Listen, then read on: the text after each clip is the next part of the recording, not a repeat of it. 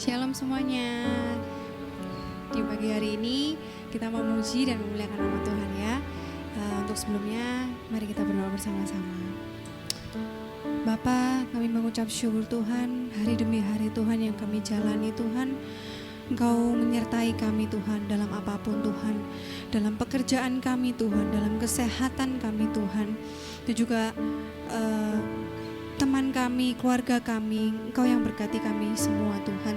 Terima kasih untuk penyertaan-Mu Tuhan yang tidak ada habis-habisnya dalam hidup kami Tuhan. Dan pagi ini Tuhan kami ingin mau menyembah-Mu Tuhan. Kami ingin menyembah-Mu lebih dalam lagi Tuhan. Kami ingin menyiapkan hati kami untuk mendengarkan firman-Mu Tuhan di pagi hari ini Tuhan. Terima kasih Tuhan, terima kasih. Engkau hadir di tempat ini Tuhan bersama-sama dengan kami Tuhan. Jadi dalam nama-Mu Yesus kami mengucap syukur dan berdoa. Amin. Jesus.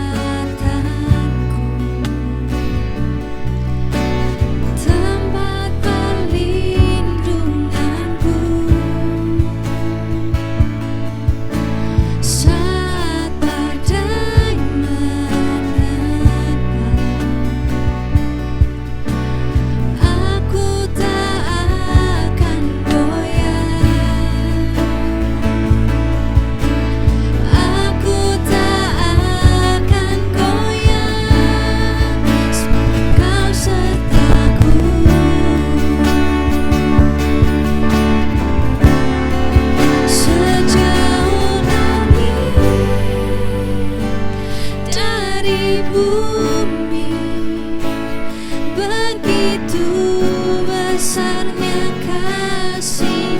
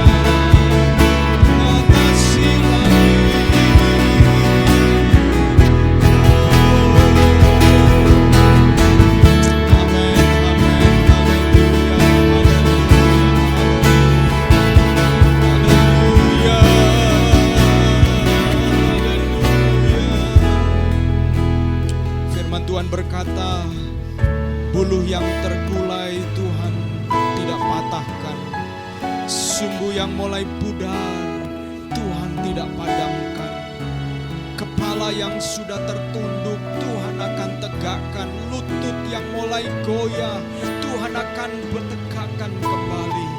Karena kesetiaan-Mu telah teruji ya Tuhan. Engkau Allah yang setia. Dan pagi hari ini ya Tuhan, kami mau mengucap syukur buat kesetiaan-Mu.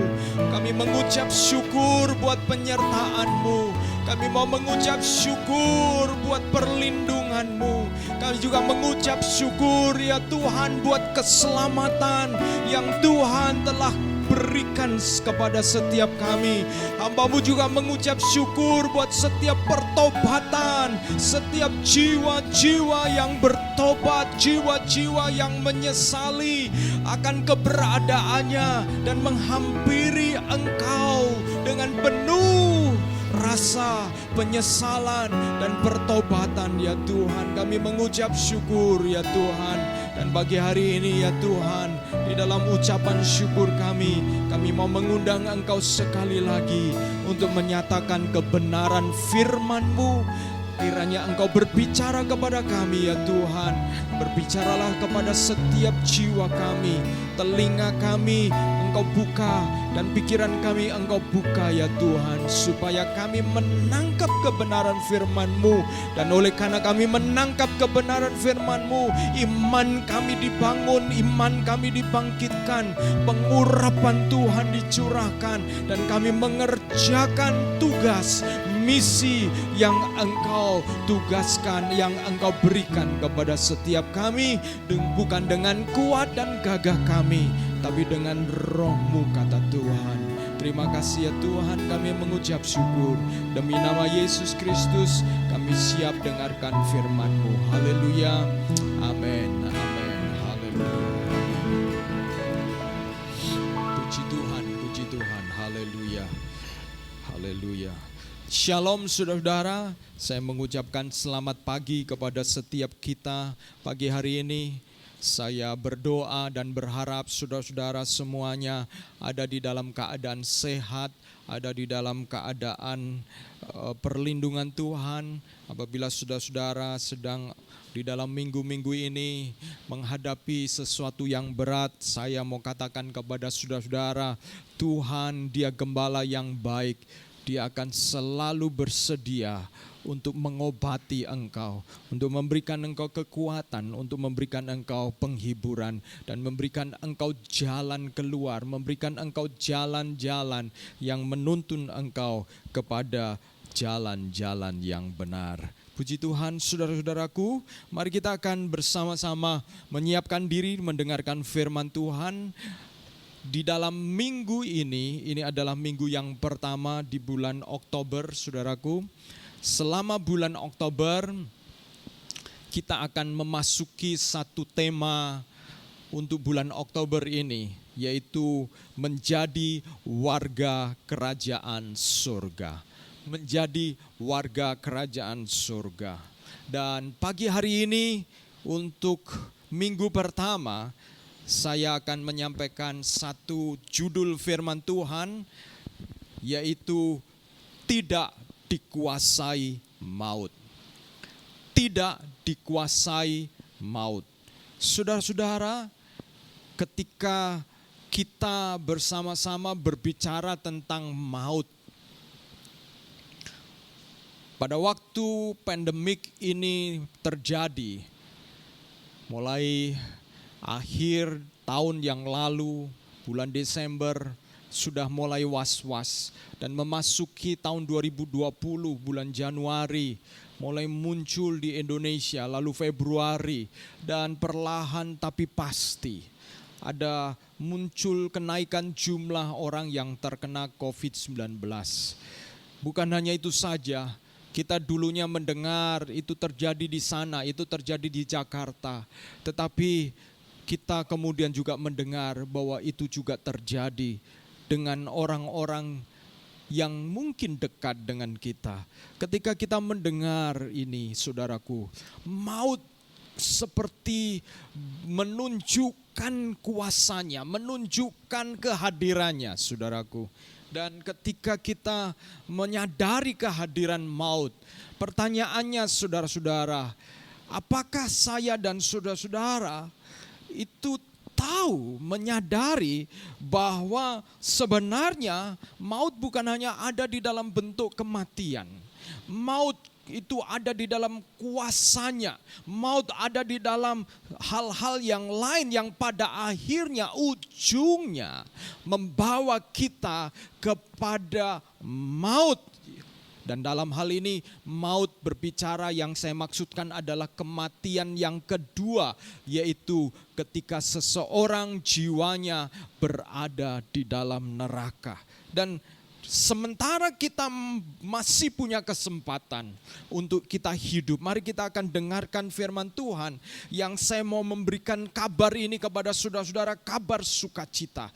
Saudara-saudaraku, di dalam Matius 6 ayat 33, satu kali Yesus berkata kepada murid-muridnya, Yesus mengatakan begini, tetapi carilah dahulu kerajaan Allah dan kebenarannya, maka semuanya itu akan ditambahkan kepadamu. Ayat ini seringkali dipakai dan orang segera melompat kepada semuanya itu akan ditambahkan kepadamu. Tetapi saya mau mengajak kita memperhatikan perintah Tuhan Yesus yang mengatakan carilah dahulu kerajaan Allah.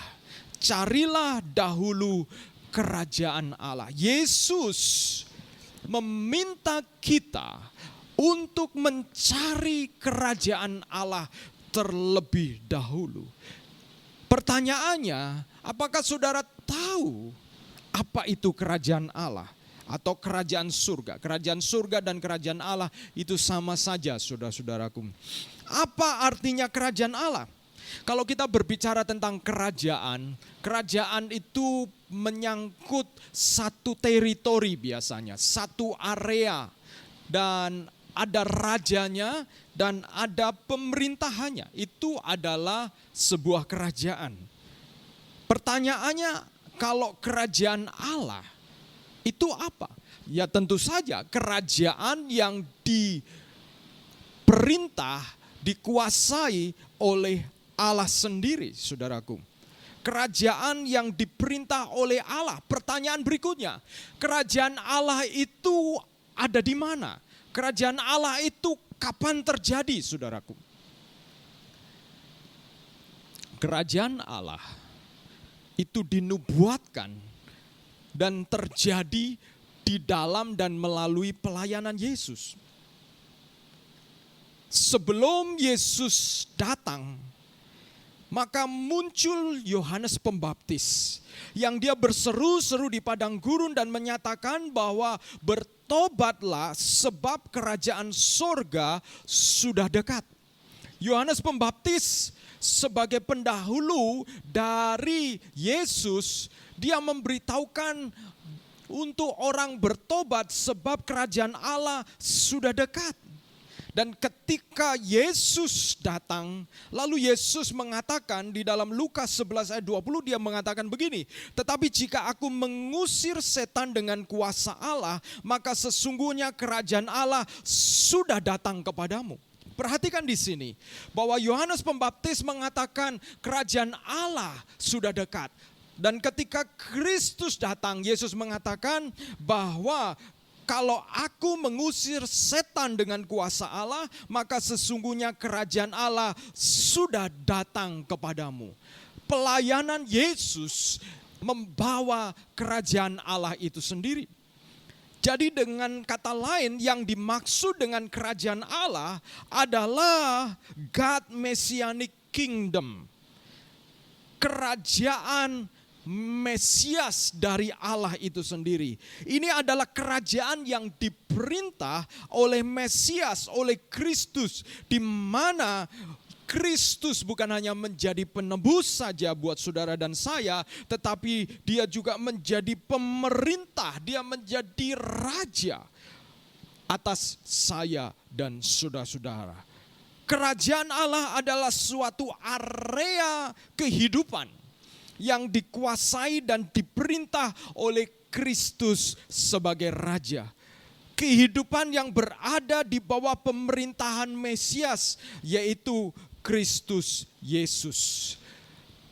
Kristus Yesus datang membawa kerajaan Allah melalui dirinya, dan setiap orang yang menerima dia, setiap orang yang kemudian mengalami pelayanannya dan pada akhirnya mengizinkan dia untuk menjadi juru selamatnya, menjadi Tuhan, menjadi Raja, maka kerajaan Allah telah terjadi atas hidup orang itu, saudara-saudaraku.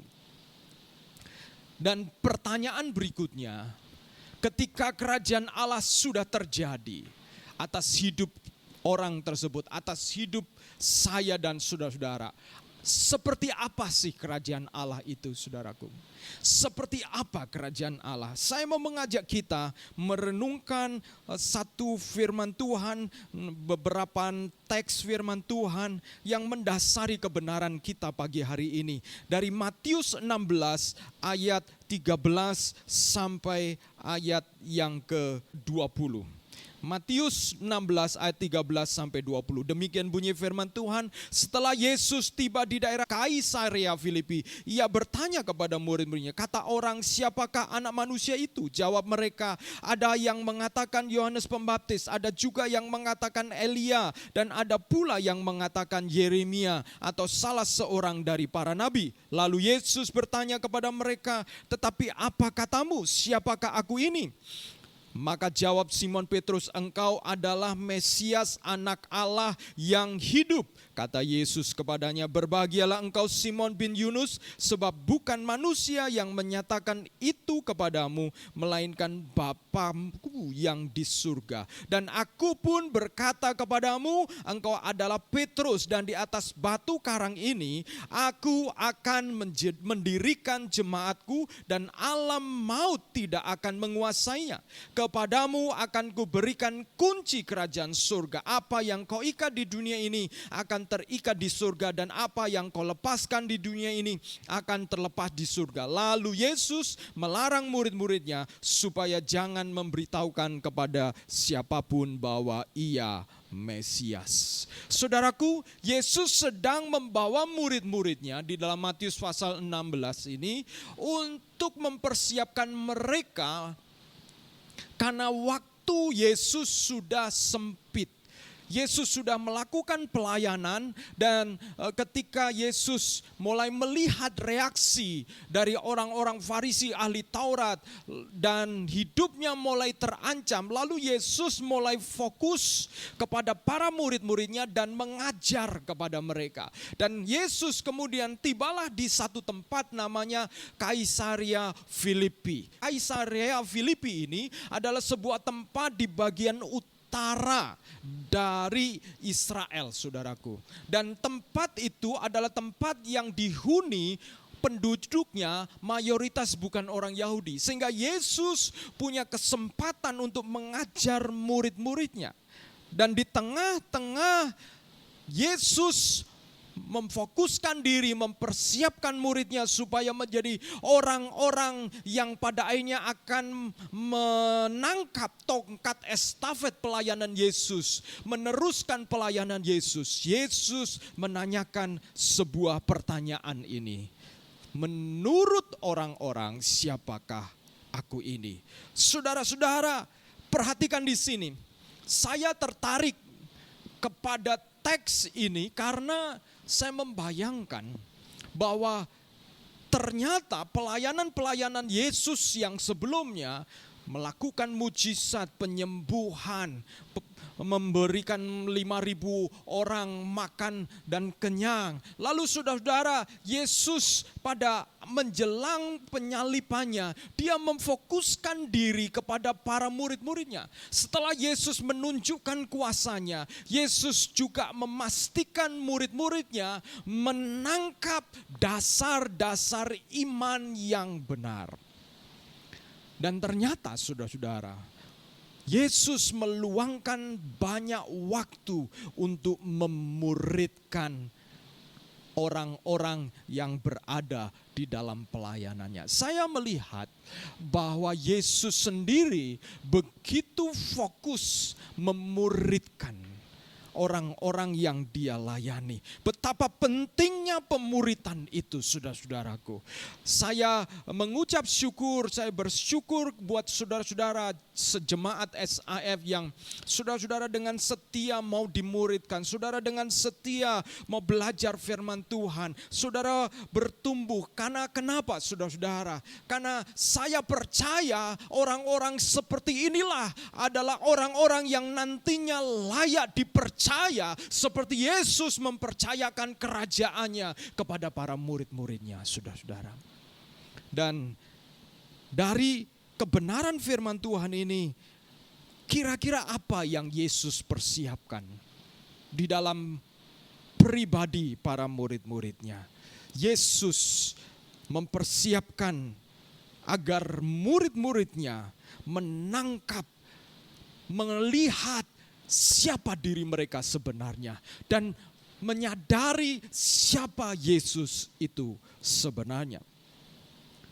Murid-murid dibawa untuk menyadari bahwa mereka adalah warga kerajaan Allah. Ada dua kebenaran yang saya mau sampaikan pagi hari ini.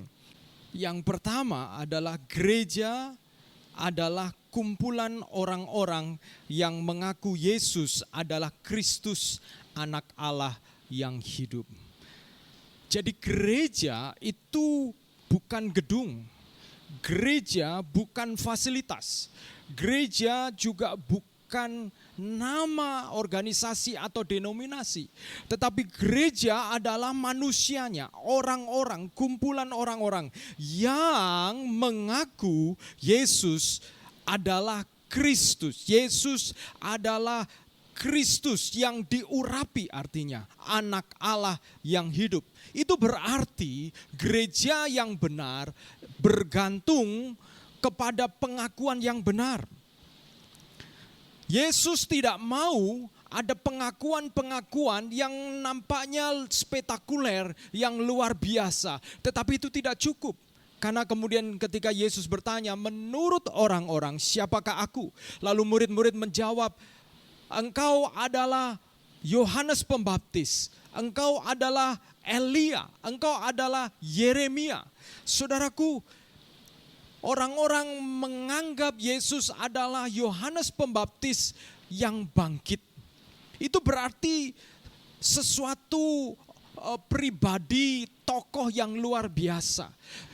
Orang-orang menganggap Yesus adalah Elia yang bahkan dikatakan Elia tidak mengalami kematian, lalu dia dijemput dengan kereta berapi ke surga. Bukankah itu luar biasa? Tetapi saudaraku, itu tidak cukup untuk menjadikan orang-orang murid-murid ini sebagai gereja, jemaat yang benar.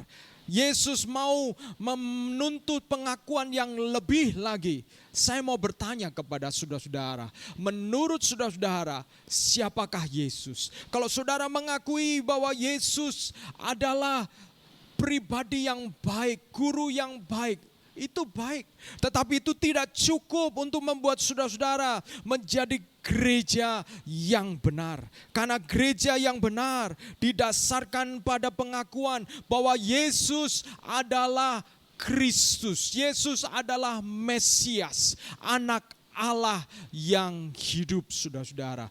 Yesus adalah Raja. Mesias, kata Mesias berarti yang diurapi.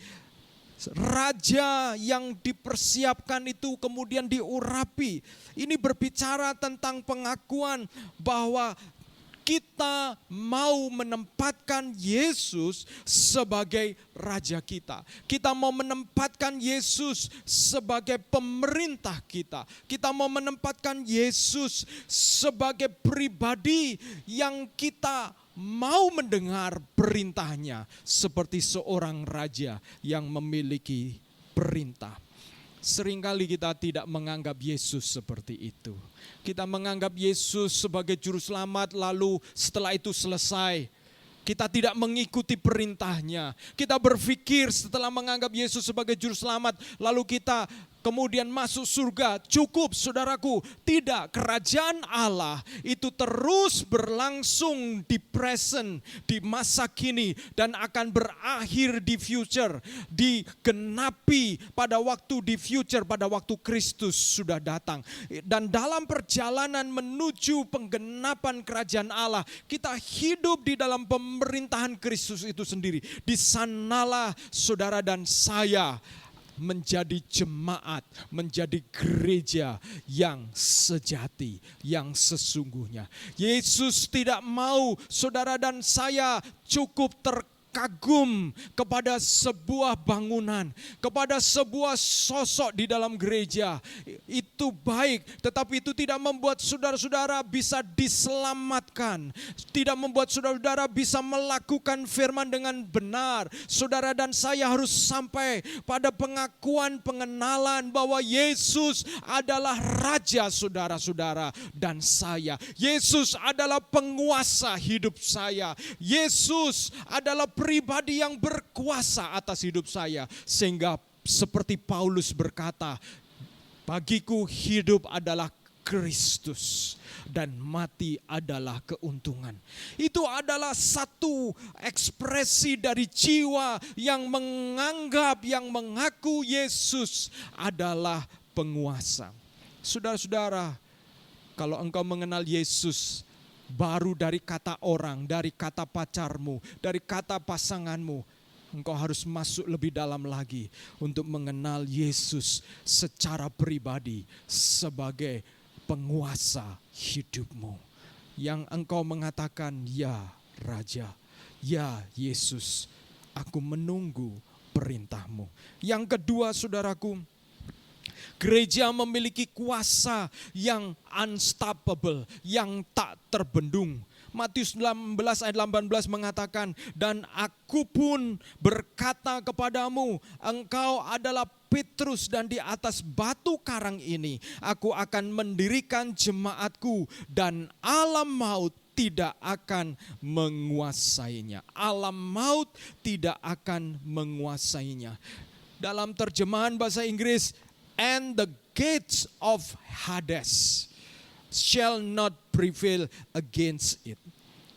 Atau terjemahan yang lain, and the powers of hell, kuasa, otoritas dari neraka will not conquer it, tidak akan menaklukkannya. Perhatikan di sini, gerbang ditulis dalam bentuk jamak. Gerbang itu lebih dari satu. Dan apa yang dimaksud dengan gerbang maut atau gerbang Hades ini, atau gerbang neraka ini, saudaraku? Saudara-saudara, fungsi gerbang pada waktu itu memiliki beberapa fungsi. Di pintu gerbang itu, di sana para tua-tua menghakimi, mengadili. Dan mereka, para tua-tua menghakimi atau mengadili, itu berarti punya nilai, punya aturan.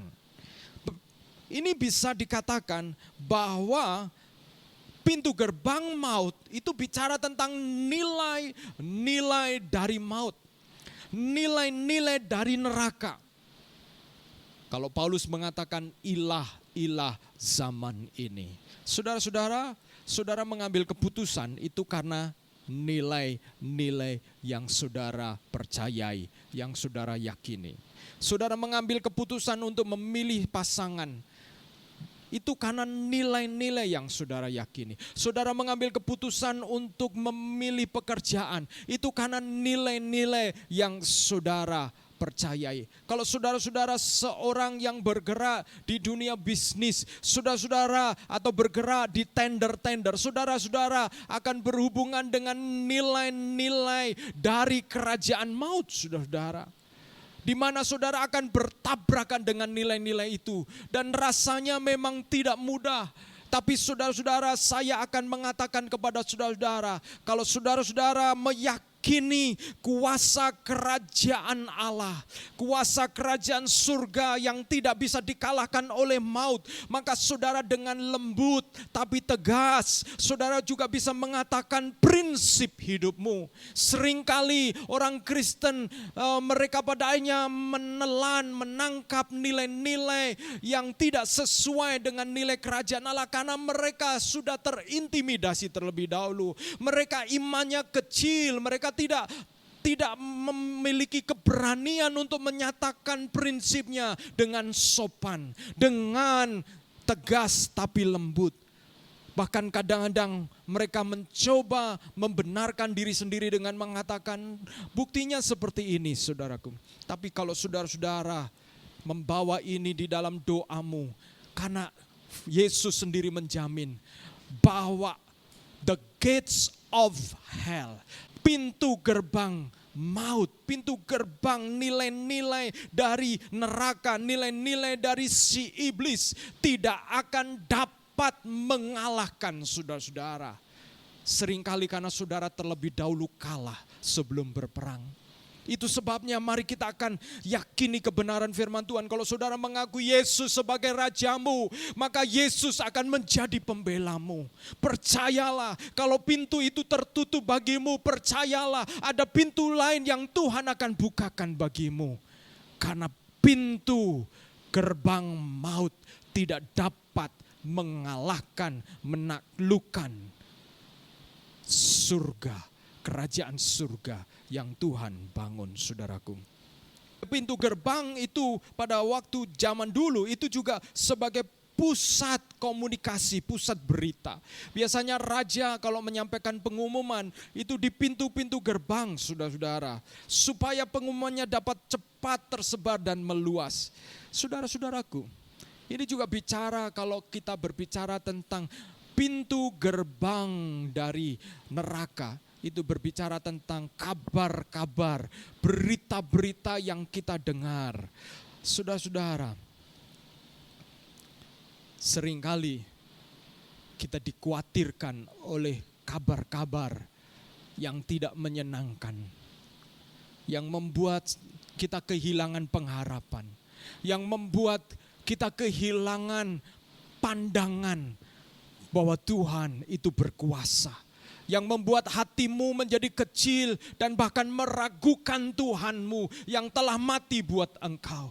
Itu adalah pintu gerbang Hades. Itu adalah pintu gerbang neraka yang bisa menaklukkan saudara-saudaraku. Dan kalau saudara adalah jemaat Tuhan yang sejati, gereja Tuhan yang sejati, kerajaan Allah yang benar, engkau akan meyakini kebenaran firman Tuhan sebagaimana yang dikatakan oleh Yesus ketika pengakuanmu kepada Kristus sebagai raja, sebagai pemerintah, penguasa hidupmu, maka engkau akan mempercayai Dia dan apapun yang kau hadapi, maka engkau percaya kabar-kabar yang kau terima sekalipun itu berat, tetapi engkau bawa kepada Tuhan, maka itu tidak akan membuat imanmu mati, tapi justru membuat imanmu semakin bersandar dan berserah kepada Tuhan, saudaraku. Saudara-saudara, pintu gerbang juga simbol kekuasaan. Makanya kalau di dalam peperangan yang dihancurkan itu adalah pintu gerbang, saudaraku. Ketika di dalam Kejadian pasal 22 ayat 17, pasal 24 ayat 60 dikatakan istilah merebut gerbang. Kenapa? Apakah yang direbut hanya gerbangnya? Tidak. Ketika sebuah benteng gerbangnya bisa diterobos, itu artinya kekuasaan dari kerajaan itu dipastikan akan runtuh. Demikian juga ketika berbicara tentang pintu gerbang neraka, pintu gerbang Hades, itu bicara tentang otoritas, kuasa dari kegelapan yang berusaha, saudara-saudara, untuk menaklukkan. Tetapi janji firman Tuhan, jaminan firman Tuhan mengatakan bahwa pintu gerbang Hades tidak dapat menaklukkan jemaat gereja yang benar. Saya ingin mengatakan janji firman Tuhan kepada kita, jaminan firman Tuhan kepada kita. Gereja SAF sepanjang engkau mengakui Yesus sebagai Tuhan dan Raja kita, penguasa atas hidup kita, yakin dan percayalah, maka gereja kita akan dapat melewati setiap keadaan ini. Dan bahkan dunia akan tahu bahwa Dia Allah kita yang besar. Saudaraku, kuasa Allah yang dinyatakan melalui jemaat, melalui gerejanya, itu tidak dapat ditaklukkan oleh maut. Pertanyaan saya, apakah saudara mempercayainya? Berapa banyak kali hati kita ketika kita dalam pekerjaan, iman kita menjadi kecil, bahkan kita kehilangan iman karena kita tidak tahu kebenaran ini. Iblis memberikan kabar-kabar kepada saudara-saudara. Iblis memberikan nilai-nilai kepada saudara-saudara sehingga saudara-saudara walaupun namamu, walaupun agamamu Kristen, tetapi engkau hidup bukan dari nilai-nilai Kristus. Hari ini saya mau katakan kepada saudara-saudara, Yesus sendiri berkata, di atas batu ini aku akan mendirikan jemaatku, aku akan mendirikan gerejaku, dan gerbang pintu maut tidak akan dapat menaklukkannya. Maut tidak dapat menaklukkan gereja Tuhan, jemaat Tuhan. Saya bersyukur saudara-saudara, saya bangga. Kenapa? Karena ketika saudara dan saya menangkap kebenaran ini, dan kita menaklukkan diri, ketika engkau berdoa, ketika engkau menyembah Tuhan, memuji Tuhan, hormatilah Allahmu, Yesus sebagai Raja. Engkaulah Tuhan, Engkaulah Raja, berdaulat atas hidupku, ku berserah penuh. Engkau akan menangkap kebenaran firman Tuhan ini dan menyimpannya di dalam hati, dan pastikan engkau hari ini dengan mulutmu dan hatimu mengaku Yesus sebagai Rajamu, dan meyakini maut sekalipun, pintu maut tidak akan dapat mengalahkan apa yang kau yakini. Sebab itu jaminan buat saudara dan saya. Saya percaya kita akan dapat melewati ini semua, dan Tuhan justru akan dimuliakan. Kalau saudara mengalami kesulitan di dalam pekerjaanmu, pintu maut berusaha menguasai dirimu. Kalau engkau mengalami kesulitan di dalam hidupmu, masa depanmu, kabur tidak pasti, pintu maut berusaha menguasai dirimu. Hari ini kembali datang kepada Tuhan. Hampiri Tuhan dan katakan, Tuhan, Engkau adalah Rajaku. Dan aku adalah rakyatmu, aku adalah wargamu, belalah aku mau meyakini firman-Mu. Mari kita akan datang kepada Tuhan, saudara-saudaraku, kiranya Tuhan menolong kita untuk menjadi gereja Tuhan yang tidak dikuasai oleh maut, karena memang itulah gereja yang benar. Apabila ada gereja-gereja yang di dalamnya ada value, nilai-nilai dari dunia ini, dipastikan itu bukan gereja Tuhan. Apabila ada gereja-gereja yang dibangun di atas budaya-budaya, di atas nilai-nilai, di atas pemikiran-pemikiran yang tidak mengutamakan Kristus sebagai penguasa, Raja, maka itu bukanlah jemaat yang dikatakan oleh firman Tuhan tidak dikuasai oleh maut. Mari kita akan datang kepada Tuhan dan menyerahkan diri kepada Dia. Haleluya. Amin. Saudara-saudara, ketika kita bersama-sama menyadari bahwa Yesus harus menjadi raja di dalam hidup kita, dan kita membawa Dia, meletakkan Dia sebagai penguasa yang memerintah hidup kita. Maka di sanalah kuasa kerajaan Allah, jemaat gereja Tuhan itu dapat terjadi. Sama seperti sebuah kerajaan, ketika seorang raja diizinkan untuk memerintah, maka sejauh itu pula maka kuasa dari raja tersebut akan berlaku atas kerajaan tersebut. Demikian juga di dalam hidup saya dan saudara-saudara. Begitu kita mengatakan engkau adalah penguasa di dalam hidupku, engkau adalah raja di dalam hidupku, maka kebenarannya, maka perkataannya itu kita akan lakukan, kita akan terapkan di dalam hidup saya dan saudara-saudara. Dan di dalamnya ada jaminan bahwa kuasa Allah itu berlaku atas setiap saudara dan saya. Itu adalah satu hubungan timbal balik. Allah tidak akan memberlakukan kuasanya kepada orang-orang yang tidak melihat dan meletakkan Dia sebagai penguasa di dalam hidupnya.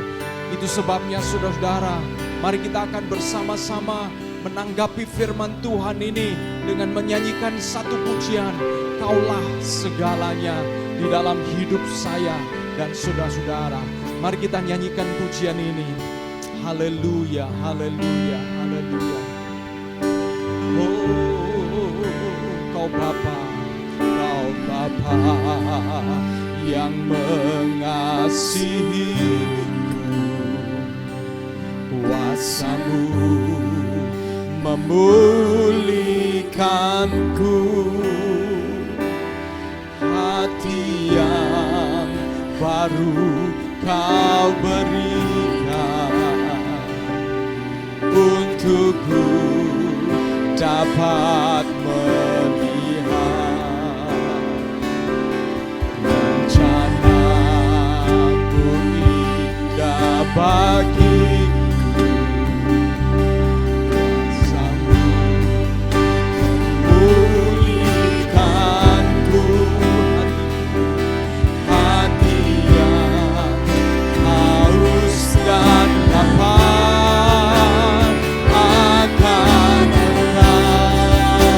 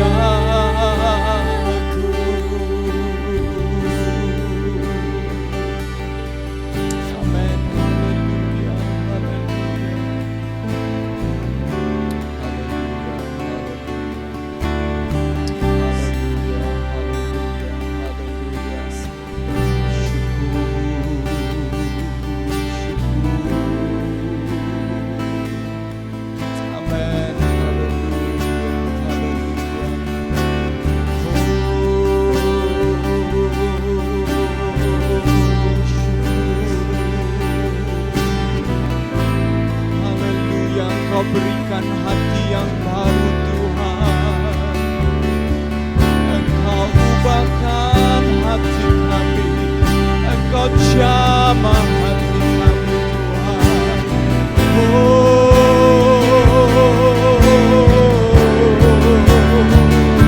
Biarlah kerajaan-Mu,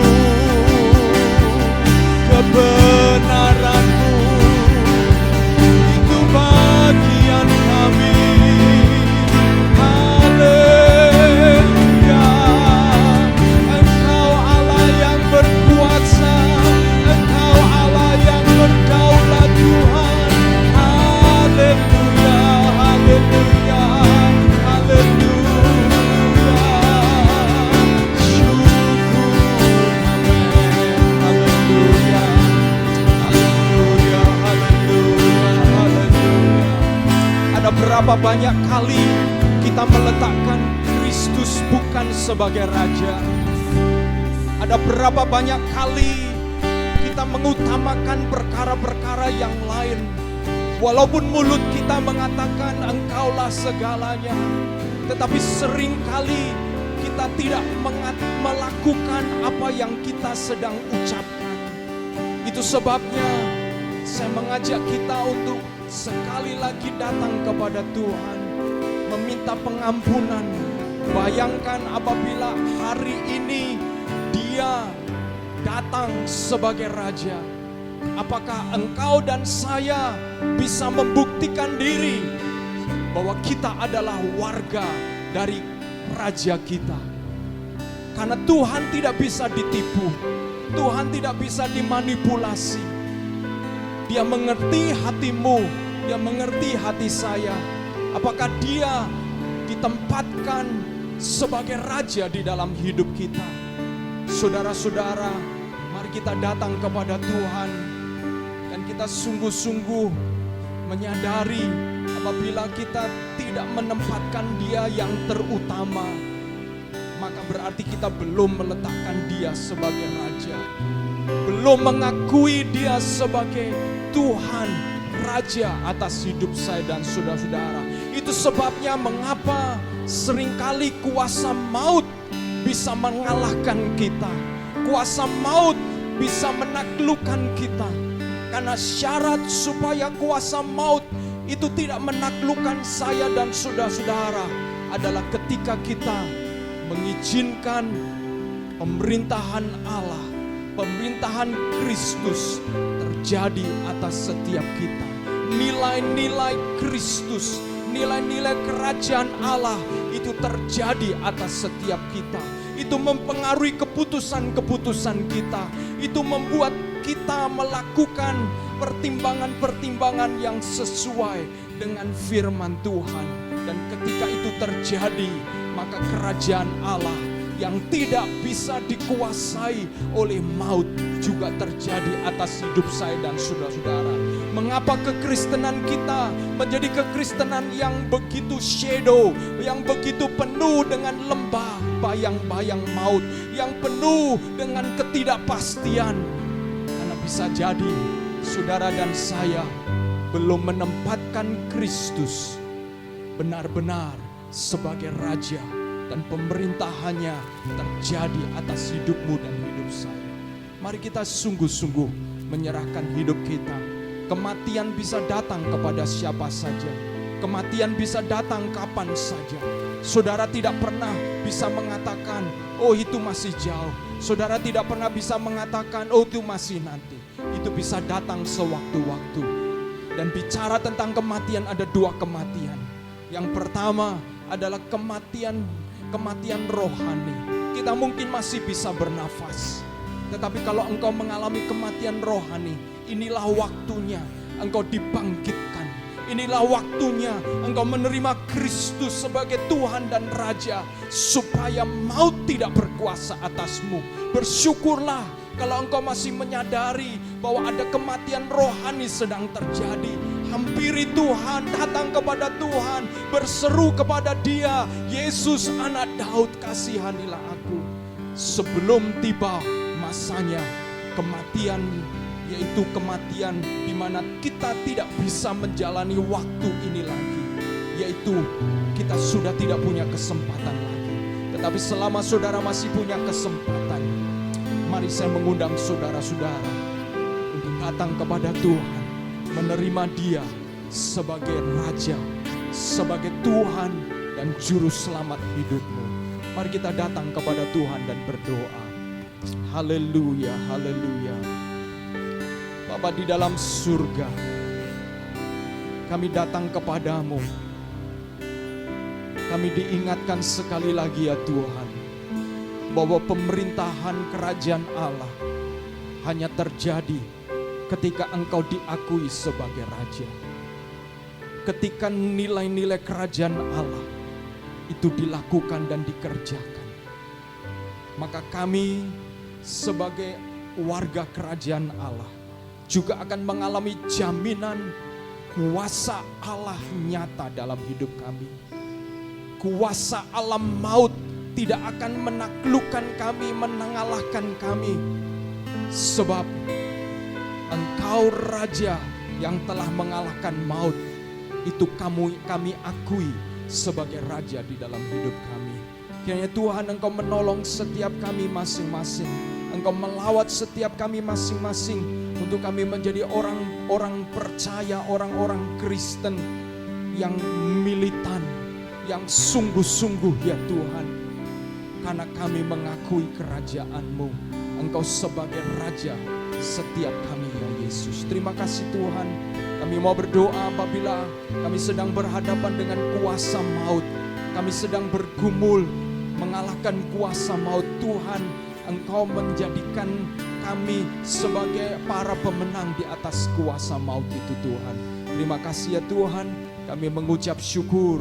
Dan kiranya Tuhan memberkati kami masing-masing. Haleluya, haleluya, amin.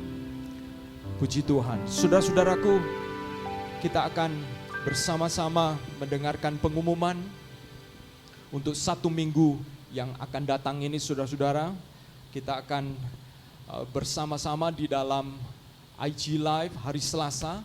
Kita akan kembali tergabung di dalam IG Live. Kita akan membahas kebenaran firman Tuhan ini. Silahkan feel free untuk join dan bertanya apa saja yang berhubungan dengan topik kita, supaya kehidupan kekristenanmu adalah kehidupan yang bertumbuh, saudara-saudara. Engkau bukan sebagai orang Kristen yang pengetahuannya dari dulu itu-itu saja. Makanya ketika engkau menghadapi masalah-masalah baru, engkau kebingungan, engkau kelabakan. Karena ilmumu hanya ilmu yang dulu-dulu, saudara-saudara. Saudara-saudara, engkau harus belajar supaya engkau memiliki perlengkapan untuk menghadapi tantangan-tantangan baru. Dan akhirnya engkau punya pengalaman baru bersama dengan Tuhan. Amin. Hari Kamis kita akan ada KTB bersama-sama, saudara-saudara. Saya mengundang saudara tergabung di dalam komunitas Tumbuh Bersama. Ingat bahwa selama saudara dan saya diberikan kesempatan waktu, kerjakanlah. Karena kesempatan itu kadang-kadang begitu saja bisa lenyap dan muncullah penyesalan. Tetapi saya berdoa dan berharap saudara-saudara adalah orang-orang yang dikatakan oleh firman Tuhan sebagai orang-orang yang bijak. Karena engkau tahu membebaskan waktu, mempergunakan waktu dengan benar. Pakai waktu itu untuk berkomunitas dan bertumbuh bersama-sama hari Kamis di dalam grup masing-masing. Demikian juga saudara-saudara, saya mengucap syukur untuk kesetiaan saudara-saudara yang dengan setia memberikan persembahan dan persepuluhan. Dan saudara-saudara percayalah bahwa segala harta kekayaan kita tidak akan bawa pulang ke surga. Itu adalah titipan buat saya dan saudara-saudara. Dan ketika kita dititipi, jadilah pengelola yang benar. Seperti firman Tuhan ketika Yesus memberikan perumpamaan tentang bendahara itu. Dia mengelola mamon itu untuk pada akhirnya dia memperoleh bagian di dalam kerajaan Allah. Jadi silakan saudara-saudara memberikan persembahan, persepuluhan, ataupun korban persembahan misi di transfer rekening yang ada di bawah ini.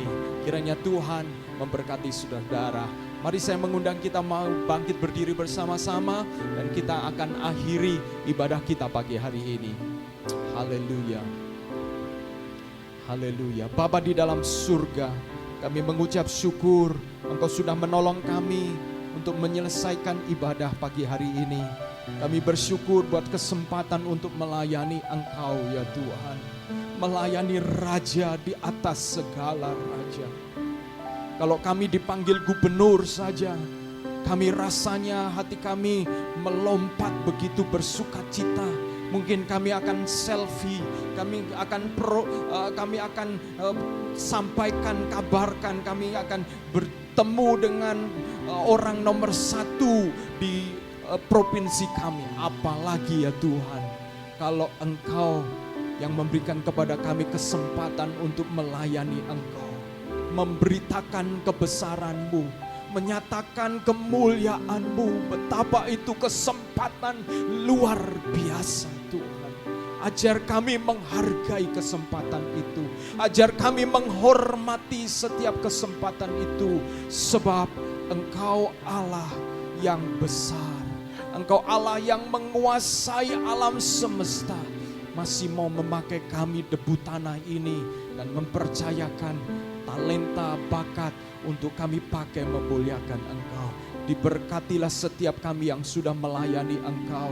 Diberkatilah setiap jemaat-Mu yang beribadah di rumah-rumah, beribadah dimanapun mereka berada. Diberkatilah mereka yang mengkhususkan waktu, mempersembahkan korban waktu kepadamu. Diberkatilah mereka ya Tuhan.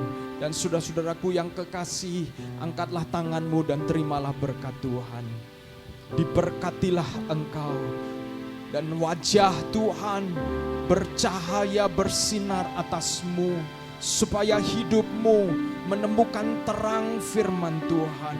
Renungkanlah firman Tuhan siang dan malam, supaya hidupmu akan menjadi orang-orang yang diberkati Tuhan, orang-orang yang paling beruntung. Sebab sekalipun engkau menghadapi masalah, sekalipun engkau menghadapi persoalan, maka firman Tuhan yang engkau renungkan justru akan menjadi pengetahuan yang baru, akan menjadi kebenaran yang hidup.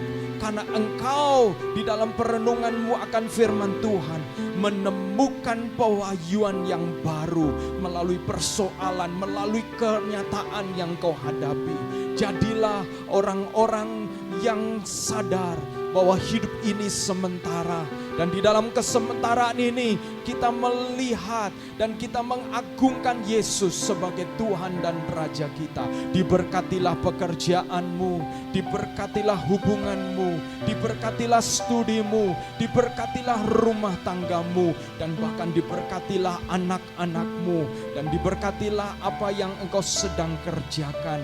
Apabila engkau sedang ada di dalam lembah bayang-bayang maut, percayalah bahwa Dia Gembala yang agung.